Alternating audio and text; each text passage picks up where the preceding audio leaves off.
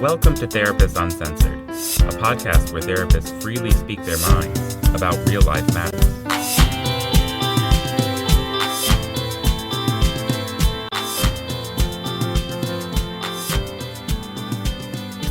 Hi, I'm Patty Allwell with Therapists Uncensored, and I'm here with my co-host, Sue Marriott.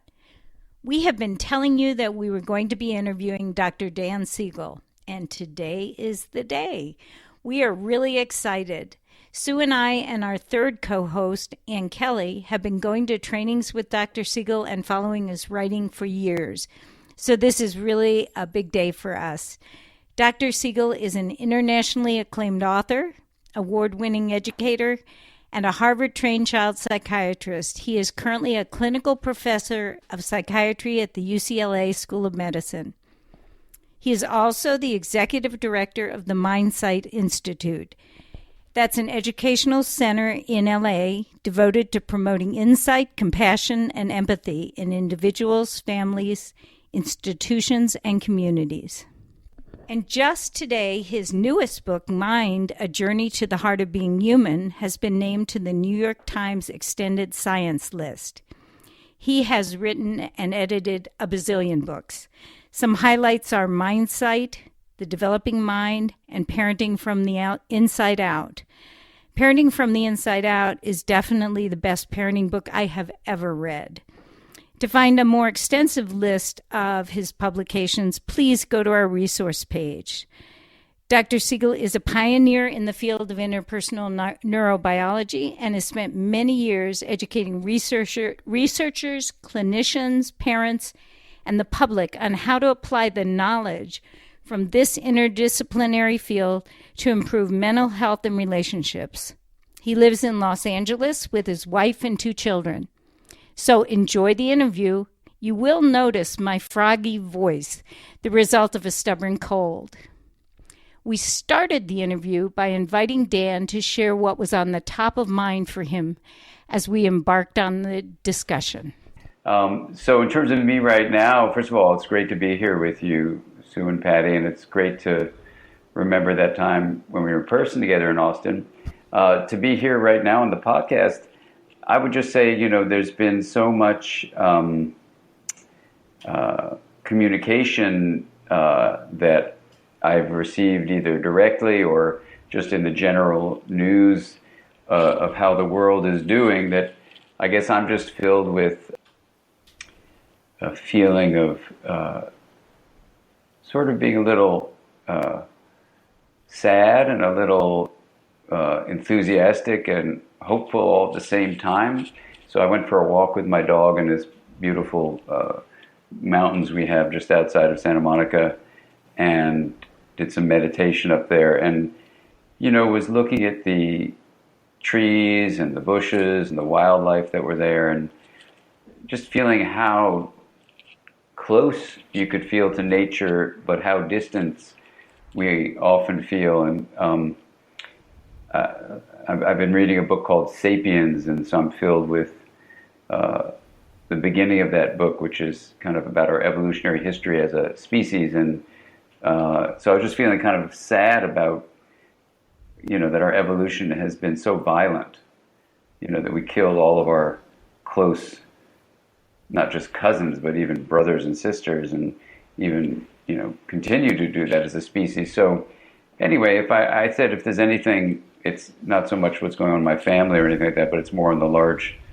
global and historical context. And I was talking with some folks who are doing a big project in Baltimore where I've been doing some work just about all the violence that's there and how to try to really bring community together and give people across the whole socioeconomic status just a way to feel belonging and to kind of deal directly with a lot of these, I think, very painful realities of our human evolution. So on the one hand, that's part of me is filled with the heaviness of that and, all the things that have been going on in these last few weeks, with the world, but also thinking, how can we use these moments of challenge in politics and economics and climate change to do what one of the directors of the World Health Organization's departments of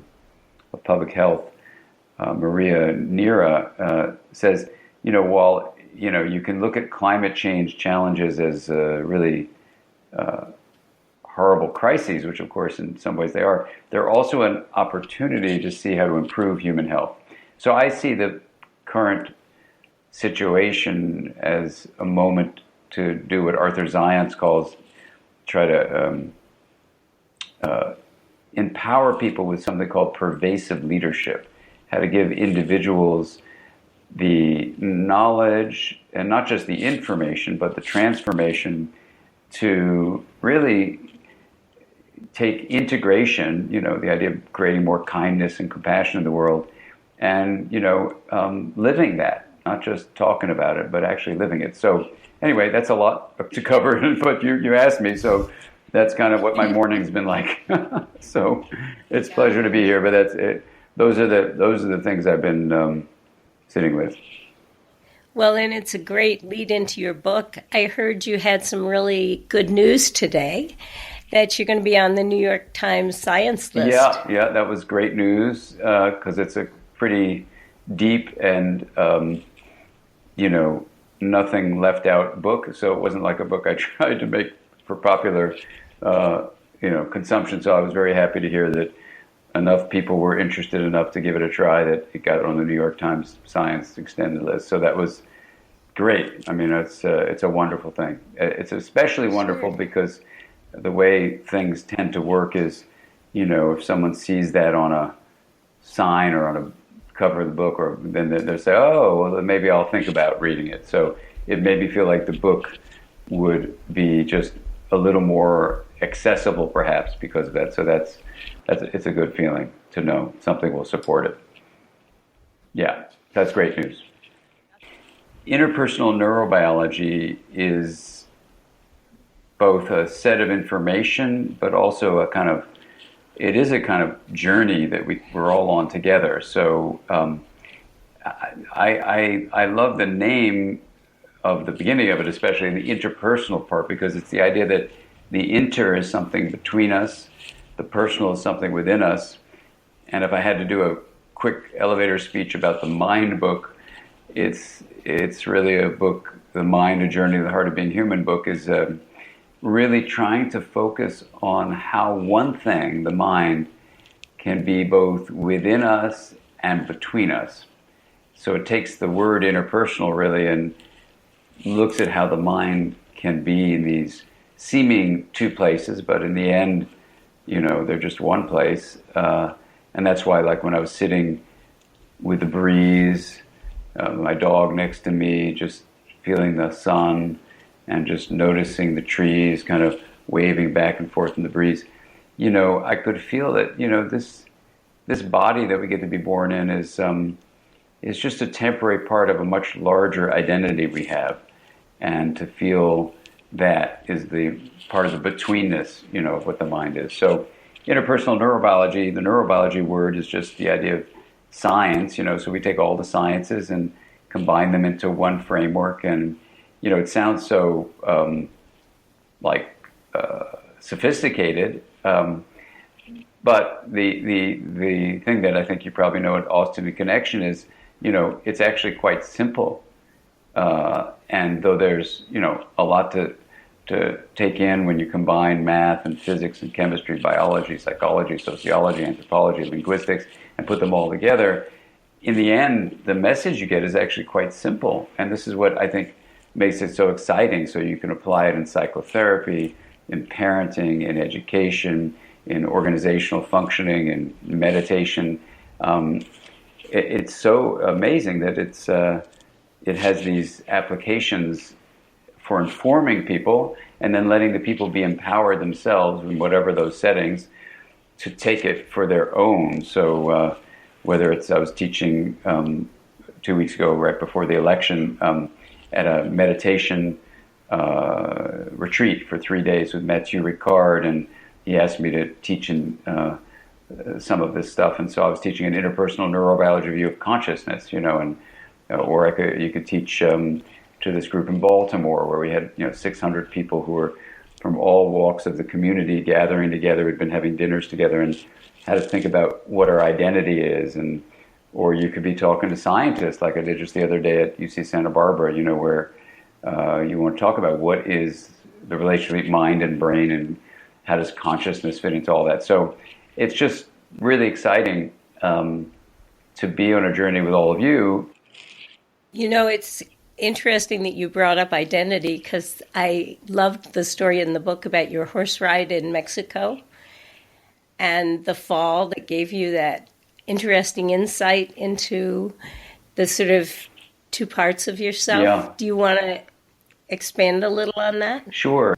So, and this is part of, when I was deciding to choose this topic for the Mind book, when you write a book, there's always the question like, well, how am I going to write this book? I got the topic, but like, what's the process? So I wanted the book to be very relational, and I felt like to talk about this issue of my horse accident, to just put that out of context and just say, oh, I had a horse accident, and here's what my experience was. I felt the whole book needed to be inviting the reader into a kind of deep conversation about the fact that we do have subjective experience. And there was this kind of hilarious but also sad review of the book that came out, and the first sentence says something like, Siegel believes subjective experience is important in his book Mind. And now the next sentence is, neuroscience has proven that subjective experience doesn't exist. Whoa. And I thought, wow, what person actually believes that subjective experience doesn't exist? And then even if they believed it, do they really think they would think that neuroscience has proven that it doesn't exist, which it hasn't? So, there is this whole thing about objective science where you can take a stance and say, I've got to measure everything and observe everything and usually quantify things. And, so science tries to do that. And I'm trained as a scientist. Believe me, I know how to do that kind of stuff. So I felt for the book, if we're talking about the mind, that it had to be a book where I had to be present in my own subjective experience to invite the reader to explore hers, or his, and to honor that, And so before I ever wrote a single word of the book, I felt, I'd have to take the risk of having each chapter be leading off with subjective experience to, make it an invitation to show that that's real and ask the reader what's their subjective experience. So, but I know when you do that, it's always risky because people can say, oh, you're writing a memoir or you're writing whatever, which is not a memoir. I mean, it's not about my parents or anything, or my family. It's nothing like that. Well, I felt like it by giving your own personal examples, you really gave concrete examples that made it much easier to understand the book. I thought. I'm so happy to hear that, Patty. And because it's a risky thing when you do that. You feel much more vulnerable. And I know when I turned in the manuscript, my daughter helped me with this. For the first time ever, I started losing sleep. I couldn't sleep and it was right the day I pressed send on the manuscript. And and I think it's because of the vulnerability I felt. But so in terms of your question about this horse accident, this was a time when I was almost 20 years old, and I was working for the World Health Organization in Mexico, studying folk healers, and I had to go on an assignment up this mountain ridge to go down into this place called Huautla, where there was one of the most renowned folk healers was there, and I was interviewing all of them in the region. Anyway, so one morning when I went with two of my colleagues, actually one young boy who lived in the house I was living in, and a colleague of mine with the World Health Organization, we were going up this path, and I'm a pretty good horse rider, but unfortunately I forgot the lesson that I don't even remember learning actually, that after you're riding for a minute or two, you're supposed to get off your horse and tighten the saddle, because very sophisticated horses will float their abdomen up with air so that the saddle won't be so tight when they start walking, you know. Anyway, so the bottom line is this happened, and the saddle got loose, and at a full gallop, you know, the saddle slipped and, you know, went to the horse's belly, and my feet stayed in the stirrups, so I was dragged for a long, long way, and it was pretty terrifying. I destroyed my face and lost my teeth and broke my nose and all sorts of things. And anyway, but the biggest thing in terms of the book wasn't all that stuff, you know, but it was that I had what you could call basically transient, because it was temporary, but we didn't know it at the time, global, meaning it was kind of total amnesia. I had no idea who I was. And that can happen from, you know, having your head banged on rocks for about 100 yards, you know, as a scared horse is running at full speed. Anyway, they thought I was dead, but I wasn't dead. They thought I had broken my neck, you know, given you can imagine what it looked like to the others, but I hadn't broken my neck. So, but I did lose my identity. So the strange thing was, for this, it was about a day, I was wide awake, you know, and I remember it. I mean, that's the strange thing. I mean, I was wide awake, so things like giving me a glass of water, I wouldn't know how to say the word glass or water or anything like that, but, you know, they'd give me a glass of water, and it was like this magical, wild experience of light shimmering and holding this cool thing on my fingers and just sort of kind of blissing out on this kind of cool feeling, and then the water kind of shimmering, and then it goes in your mouth, and I didn't have teeth, but I mean, you know, just passed through all those, whatever was left there, teeth. And so... Like you were a child, just kind of seeing things exactly. For the first time. It was totally child mind, exactly. And, you know, what was magical about it was, as my identity came back after the 24 hours, things stopped being so vivid. They stopped being so crystalline. And, you know, I've never had the experience of using hallucinogens, but people who have told me, you know, oh, it sounds like you're on this drug or that drug. And, you know, which maybe creates that same neurological impediments that I had. But the most important thing for me was, besides the wild ride of sensory experience, was the idea that if knocking your head around could literally knock out your sense of a personal identity, but you were wide awake and aware, maybe even more awake and aware, then what does identity do to our awakeness, to our awareness? And so when I use phrases like, you know, your awareness or awaken your mind, it's the idea that there is this level of identity, this level of reality, this level of experience beneath identity. And in many ways, it relates to the idea that, you know, there's something called the burden of expertise, which is that the more experience and knowledge you attain, totally get that, the less you see. Yes. So that's the weird thing. So that's what that chapter was about. Like, who are we? And, you know, if you could knock identity out, well, you know, what is your identity beneath that? And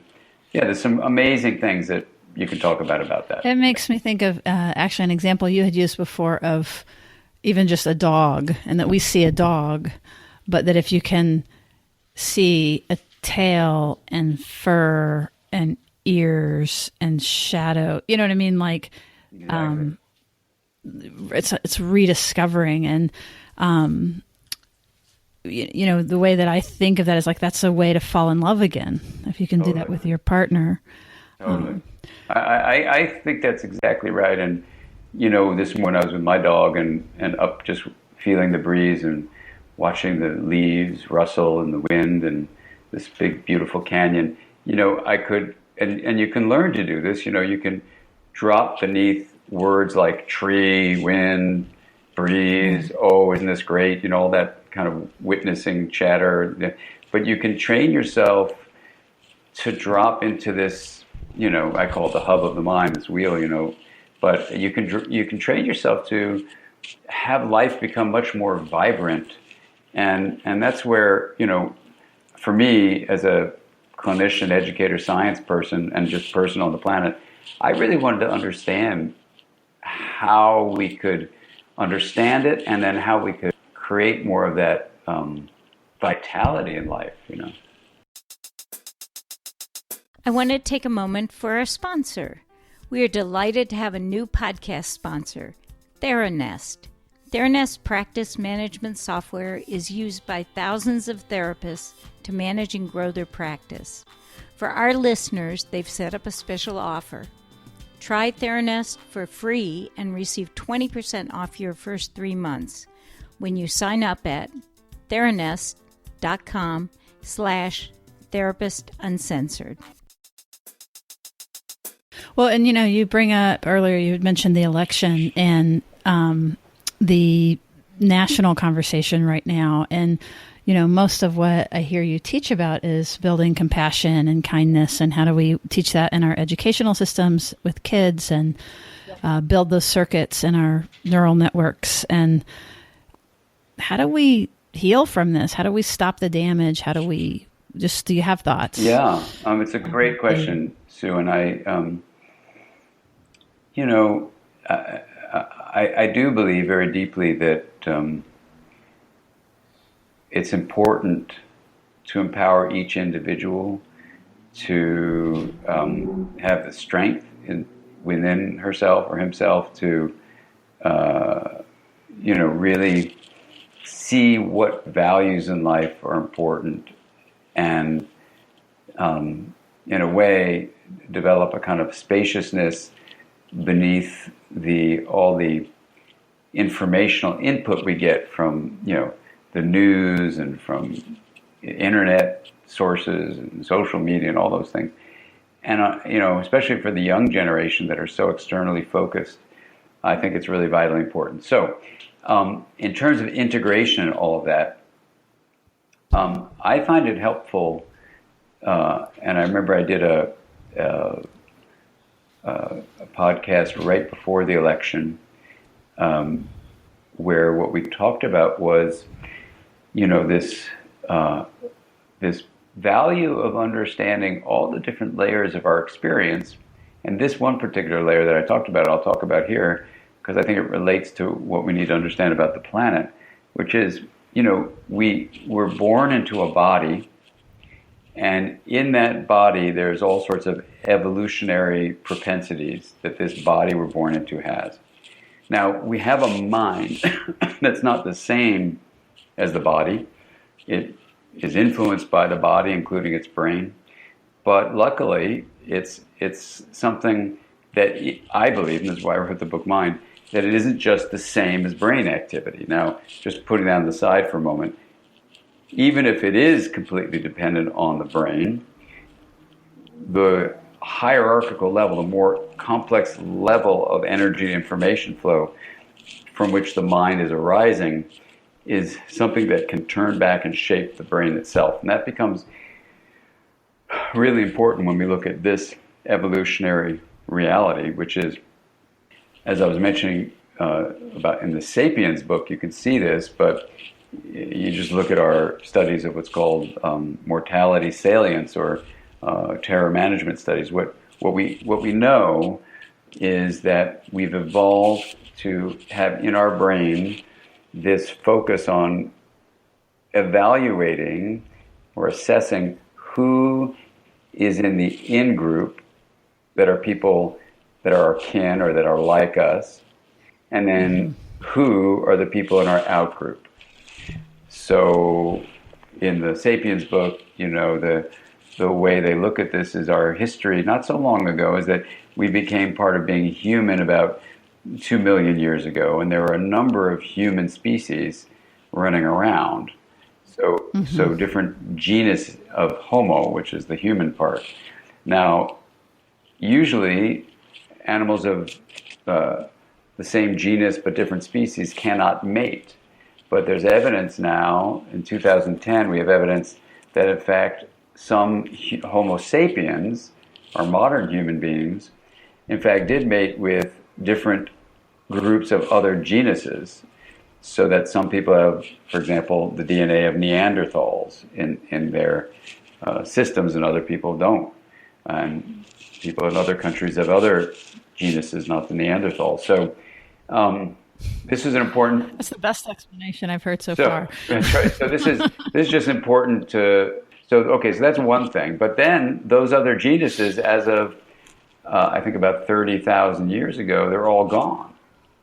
Now there's two theories. We may have completely mated with them and intermingled, but then you would imagine that there'd be much more, a higher percentage. It's only about 1%, 2%, or in Australia it's about 6%, of the DNA would be more, of the other groups, but maybe not. So that's one theory, is we just mated with everybody. Everyone had this massive cross-genus, not cross-genus, cross-species, mating, and then we were all one Homo sapiens and the others disappeared.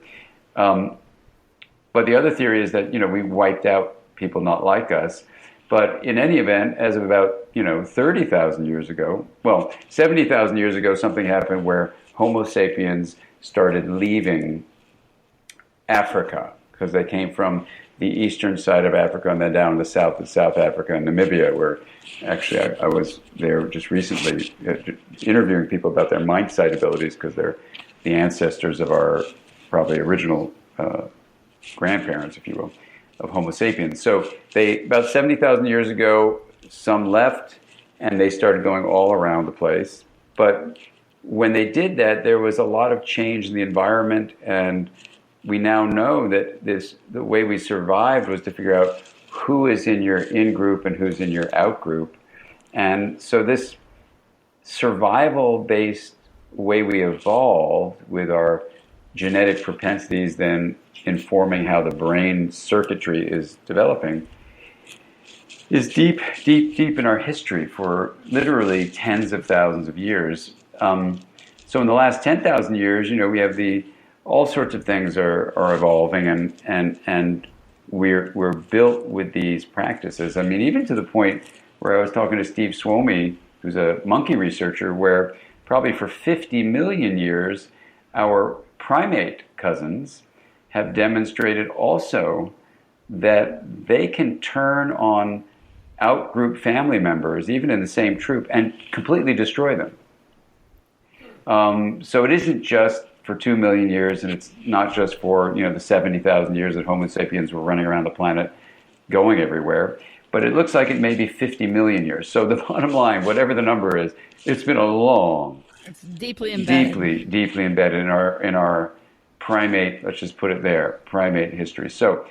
And so, just to be clear, I think some of what you're taught, just for our listeners, is this capacity for mind sight and empathy and compassion that we can have, but that we can turn off. Exactly. When we are not recognizing someone as one of us, and when they are an other. And there are some of that can be a willful act, or even an act that we're not aware of doing, but we just aren't able to have resonance with someone, and so we turn off that sense of empathy. Exactly. So Sue, this is exactly right. That at one time, we evolved. On the one hand, we've evolved for lots of reasons, but they involved us being upright and not on all fours. They involve the fact that the brain of the genus Homo, that is us humans, was just much, much, much bigger than other apes. And that this bigger brain meant that if the woman was going to survive when this baby came out, the baby had to come out premature, really, not able to take care of herself, like a guinea pig that comes out and starts eating grass pretty much right away. You have this, or maybe not eating grass, but running around. You have this history then of this little baby you have to take care of, where the brain is using up so much energy that you have to collaborate to take care of a baby. It takes a village, So then we had to collaborate to have our young survive. And now this is over a long, long history. So at least whether it's our Homo group, which is about 2 million years old, or Homo sapiens, which are at least 70,000 years old. Maybe it's probably in its long existence 200,000 years. But you have this collaboration. So on the one hand, we collaborate with people that we deem in our in-group. They could be our family members, they could be our tribe members, they could be people in our cave, they could be people nowadays in our religion. And then we do have this capacity, Sue, just like you're saying, where on the one hand we have mind-sight skills to see the mind of another who's in our in-group and say, what does that person need? How can I give them what they need? How can I take care of their baby? How can we really collaborate? How can we be connected? It's beautiful, really, really beautiful. But at the same time, we also have this out-group response, which is to, as you're saying, shut off the mind-sight circuitry, see the other, and Elizabeth Lesser calls this othering, this othering process shuts off mind-sight circuits. Literally, it says that is just dirt, and I want to sweep the dirt from my little hut here. Build a wall away from it. And you have this unbelievable history of Homo sapiens being filled with genocide. That we as a species will take out-group people, don't see that they have a mind, a subjective experience, and wipe them out. Mm-hmm. So now, here's the thing about the is there hope? Well, I think there is hope, but let's talk about the not so hopeful thing. The terror management studies show, just so we know the facts, these are studies where you show like a subliminal photograph, like less than 250 milliseconds to somebody, and so they don't know consciously they've seen it, but if it's a photograph of, let's say, a gun pointing at you or a terrible car accident versus a photograph like of a meadow or people smiling and holding hands. This is the control group, right? So people don't know what they saw, but you show it to them.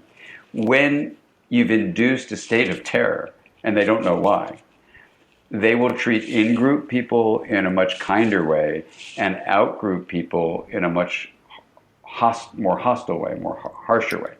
And I think that's what's been happening, not just in the United States, but it's happening through Europe. It explains Brexit. It explains what's going on with the horrible things happening everywhere, even in Africa, in parts of Asia now. I mean, it's just, the impending genocides that are all around this country are just, they're not just random. It isn't just, these aren't bad people. These are human beings. These are Homo sapiens. Scared people. That are scared, right? And I'm not trying to defend them, but so you say, what do we do to rise above it? We have to, and this is where interpersonal neurobiology comes in. When we're able to see the mind as not just brain activity, what it gives us as educators, clinicians, people who run organizations, people who run countries, people who are, in the position to raise children with this, it allows you to have the mind say the following thing. My nervous system is making me treat this person as an out-group member with more hostility. But this goes against my larger values that all human beings, in fact, all living beings, need to be treated with deep respect, just like I would treat the in-group. So I'm going to do a practice, and mindfulness practices, for example, have been shown to decrease implicit racial bias. Doing all sorts of compassion training allows you to rise above your brain's initial proclivity and use your mind to actually change the way your brain ultimately will carry out behavior, even if you have an initial response, oh, that person's in the out group and I don't see their mind. You can actually rise above that. So. That's really interesting, and I think your book too, relieving, is really hopeful because, especially the parts on integration, talk about the drive towards wellness and the drive towards health, and this sort of self-organizing principles of our mind. Do you want to expand on that a little? Yeah. Well, thanks, Patty. I mean, it's certainly possible to get doom and gloomy and just say, wow, this is pretty bad. We have a pretty horrible evolutionary history, and my God, things are getting just more intense, so what's the point?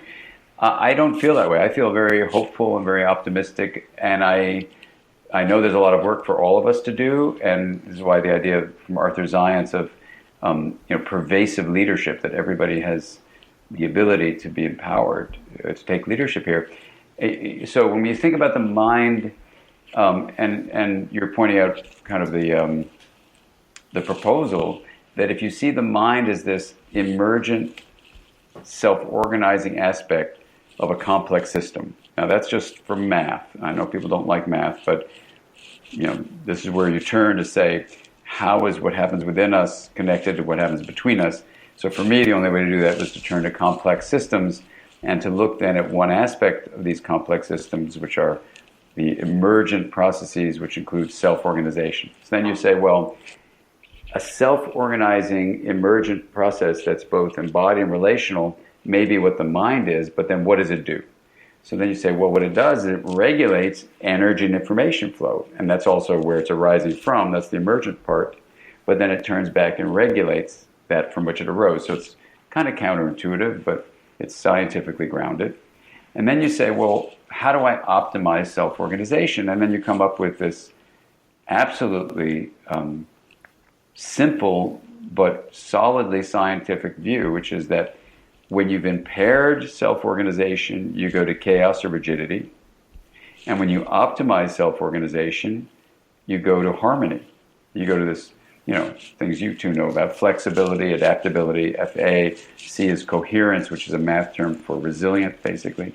Energized and stable, it spells the word faces. And so you get this incredible definition of well-being: faces, flexible, adaptive, coherent, energized, and stable. It's like that optimal flow of a river that comes, you say, well, how do I make self-organization become optimal? And then it becomes really simple again. You differentiate, you have different parts of a system become specialized or different. That's what differentiate means. And then you connect them, you link them. So linking differentiated parts of a system is what we're going to call integration. Mathematicians don't use the term, but we can use that term. So integration is where you honor differences and you promote linkages, and it creates, we're going to say, well-being. So the exciting thing about that definition for our political times is you can say a government should be promoting honoring of differences across gender, across sexual orientation, across sexual identity, across races, across religions, and then honoring those differences and promoting respectful, compassionate communication. That would be an integrated way a civilization can operate. And I believe very deeply it is possible to do that. It's a really simple set of guidelines, if you will. If you use integration as your starting place, you can look at, let's say, the racial violence that's been going on in this country as part of the chaos that's been happening. You can look at the rigid polarity of political views that happen even within families as the rigidity. And we are in a state of impaired self-organization as a society in many, many places. And what we want to do is look at what is not integrated in our society, and you can kind of see it. There isn't much honoring of differences, and there isn't much linkage through compassionate communication. So, well, and it's actually interesting because when you try to speak to honoring difference and things like that, right now, what is the dominant culture is to have that voice be shamed and belittled and humiliated, that softer compassion. So poses its own unique challenges, but it also even happens, I think, internally with the, not left and right, I know is too simple, but the system of, what is, in simple terms, the left brain dominating the right brain process, that we sort of have that nationally as well. I think. Yeah, I think, Sue, I think it's a really good and complex point you're making, and it's worth maybe trying to tease that apart because, we live in very challenging times. I mean, we really do. To put it simply, there's too many human beings on the planet. And we've created a society, modern society, based on consumerism that it's basically, its foundations are continued growth, production and consumption, and if there isn't continued growth, there's economic collapse. So I don't want to get us all feeling down, but there's a fundamental problem with the way the word profit, Profit, profit has been defined, because it's based on continually taking resources from the planet, turning them into junk, having people want the junk, and then the junk breaks apart, so you have to buy more junk. And then basically, in modern society, the idea is, well, the way I achieve a sense of happiness is I get as much junk as I can, and then you get 100 units of junk and you feel unhappy and meaningless. So then you say, well, probably I need 500 units of junk. You billion units of junk. Yeah, and then you get a billion units. So you can see that there's just a basic fatal flaw in the structure of modern views on profit. And also there's a fatal flaw, I think, that's been around for 2,500 years, since the time of Hippocrates, on defining the self as coming from the mind, of course, which in Hippocrates' view, 2,500 years ago, was only from the brain. And modern psychology, with William James, perpetuated that view. The mind is just from the brain. And so the outcome of that view on modern science, for sure, but also the society, is that we're all separate. Mm-hmm. And when you're all separate, basically, I think what happens is, it is so wrong. I mean, Einstein called it an optical delusion, not even an illusion, but an optical delusion of consciousness, a psychotic belief. And I really feel separateness is the optical delusion. The separateness, that you are a completely separate being from other people or nature or the universe.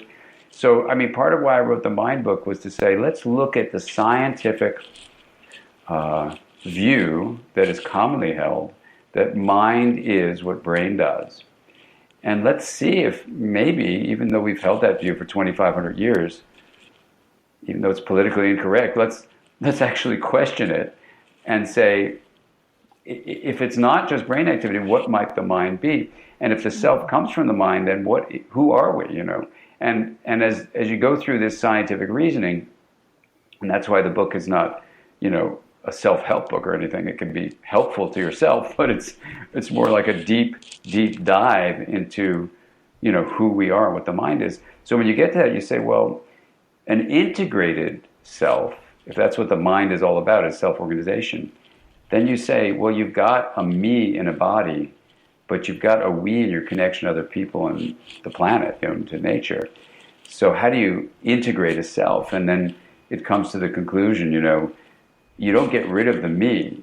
You cultivate an inner me, and so you can liberate yourself, for example, from in-group, out-group distinctions. But at the same time, you also honor our connections as a we. And, in doing that, you come up with this idea of we, MWE. And what's been so moving for me, going around the country, in fact, going around the world, having the opportunity to meet with people in workshops and conferences, and I often end the talk with the idea of an integrated identity as a we, but it fights against what we've been told for 2,500 years. But we can turn the course of cultural evolution around if we take a deep breath and say, something, the course we've been on in modern society, fueled by the idea of a separate self as the mind is thought of as just brain activity, fueled by a view of profit as only coming from manufacturing and selling junk, that there's a deeper kind of what the Greeks called eudaimonia, a life of meaning and connection and equanimity that doesn't come from producing and consuming junk, Mm-hmm. But that's the world we have. So literally, and this is going to be the challenge, and it's not going to just be a 4-year term of one president or another.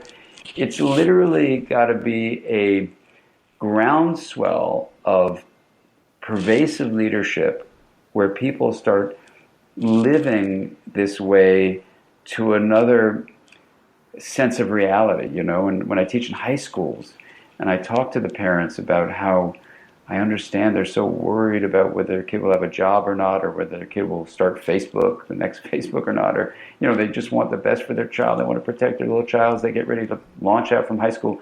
I said, but they've locked onto a number, like an SAT score or a GPA or the low level of acceptance rate to an elite college. And they believe, falsely, but they believe that somehow getting your kid into that school is going to guarantee anything, but it doesn't.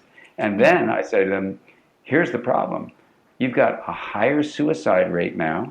You've got unbelievable stress and anxiety. And these kids who buy into that, they actually are being taught a complete lie. And it's a lethal lie. So, part of this whole interpersonal neurobiology mindset stuff is to say, let's take a deep step back. Let's embrace the studies of anthropology. Let's look what Margaret Mead said, that don't ever think a small group of people can't change the world, because in fact, it's the only thing that ever has. And we have to embrace that anthropological wisdom and say, cultural evolution is not based on genes, it's based on memes, ideas. And so part of what I love being in a member of a community, the interpersonal neurobiology community, is, we're not a form of therapy. We may inform therapy, but we're a way of understanding what it means to be human. And so in all these different avenues of human life, therapy, education, parenting, organizations, government, all that kind of stuff, we need to work together to have this science-based view of where cultural evolution might be able to go. And I'm actually really hopeful that we can start turning it around. I really am. Well, I love to hear the hope. And, as you're talking, I'm thinking both, the country and culturally, and I love your talk of ancient history, but I'm also thinking at the couples level and integration and this hope and the we related to people's individual lives and the sort of just the practical. So when you're mad at your husband, being able to, and if he were shaming to you, that being able to ground yourself first and be less concerned with what he's doing. And I'm just sort of trying to do a fast translation of how I'm interpreting it, which is like going inward first and getting that for yourself to then be able to move back out and make those connections to the world. But well, Sue, I think that's really true. In our society, modern society, we do have this big emphasis on a separate self. So then when you look at couples therapy, you say, well, here's person A and person B, and they've gotten together as a couple. So their A is in relationship to B is in relationship to A, and all that stuff. So what I hear you saying, and I feel so strongly too about it, is for couples therapy, where's the AB? Where's the we?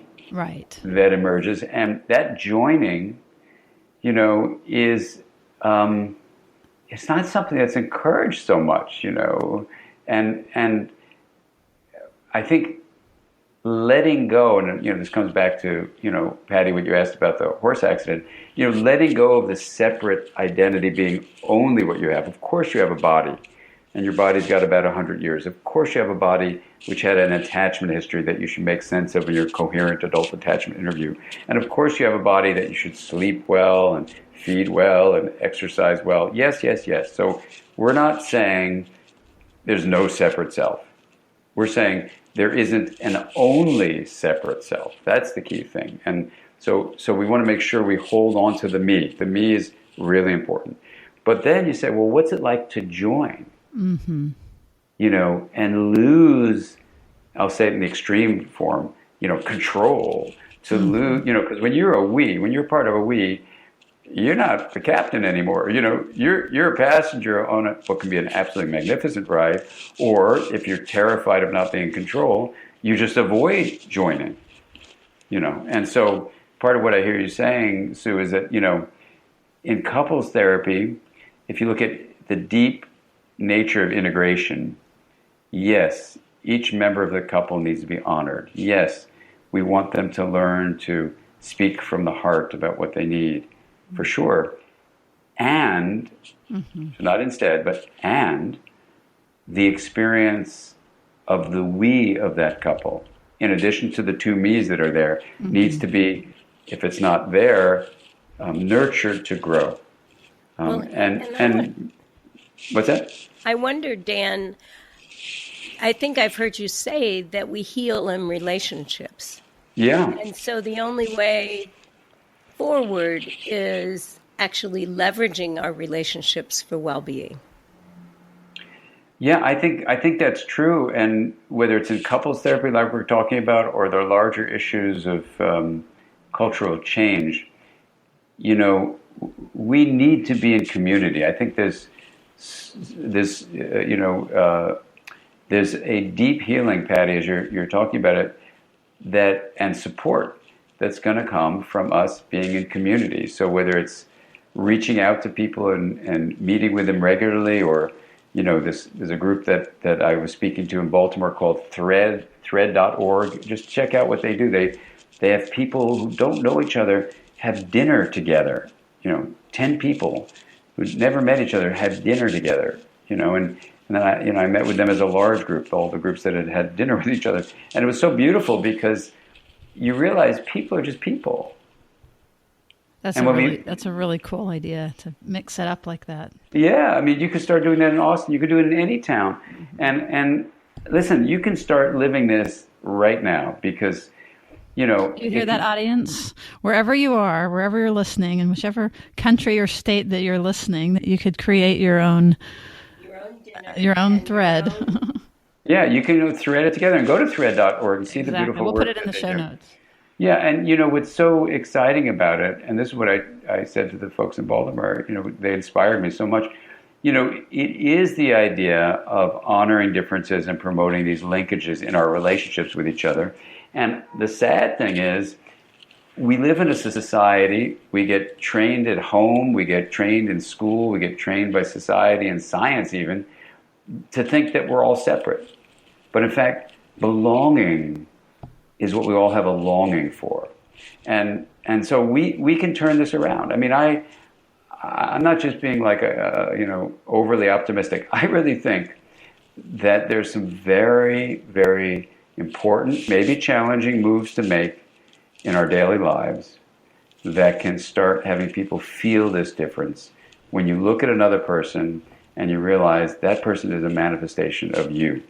And it's like what I said at a high school recently, where there's all this competition, there's been a lot of suicides, it's so sad. And I said, look, if you're like a candle, and there's a candle to your right and a candle to your left, and neither of those candles is lit, and you lean over to the candle on your right and you light that candle, and then you straighten yourself up, and then you lean over to the candle on your left and you light up that candle. I said, what is it taken away from your flame to light up other candles? And the audience says, nothing. I said, and what does it do? And they said, it brightens the world. And that's the way we can live. And it's such a beautiful, that's exactly right. And I think about where people get stuck, because you talked earlier about threat and then the feeling of loss of control when we move from me to we.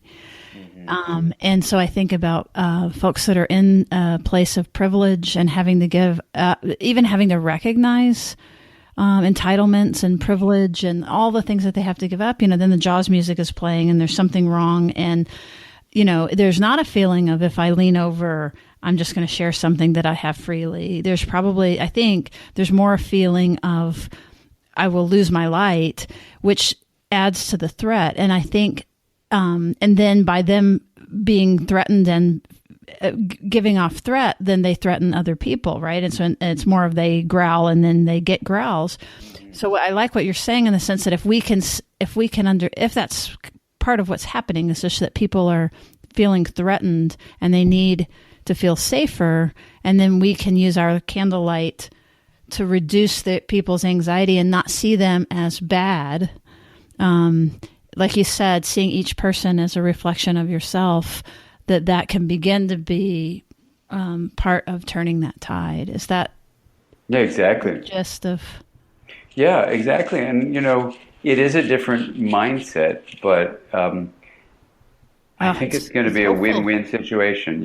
Everyone's going to benefit from that, and it's part of why I encourage people to do this wheel of awareness of practice from they can get it just download it from our website or stream it.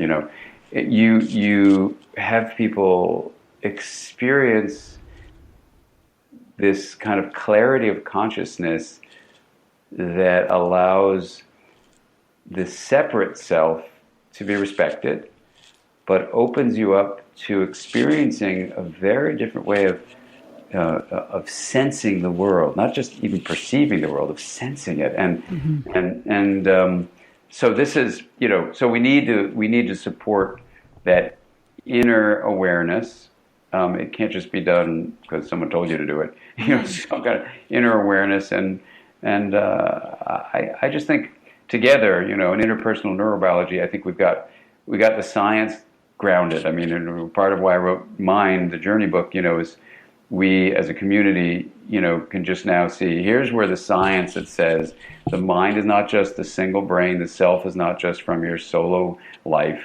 You are actually a part of something much larger than your skin encased body, which is from a science point of view, pretty outrageous thing to say, but from a brain science point of view, at least, Yes. But we embrace the wisdom of anthropology and sociology that may be looking in those ways. So that's fantastic. But then put those two together and say, how do you actually make a difference in the world? And that's, really what we want to do in our field.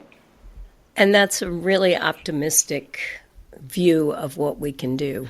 Well, I mean, it concretely helps me and gives me something to take to people around a more compassionate understanding, and it has something to do with this when there's someone actively threatening perhaps your family, or that's in a position of power that is actively threatening, so that you don't just threaten back, and so you're not just mirroring the threat, but it really provides a third option. And that's what I was really getting at, that it's like that's where the hope is instead of threat, there's a way of rising above it. And as you said, sort of understanding what's going on in my body and then maybe perhaps the other person's body.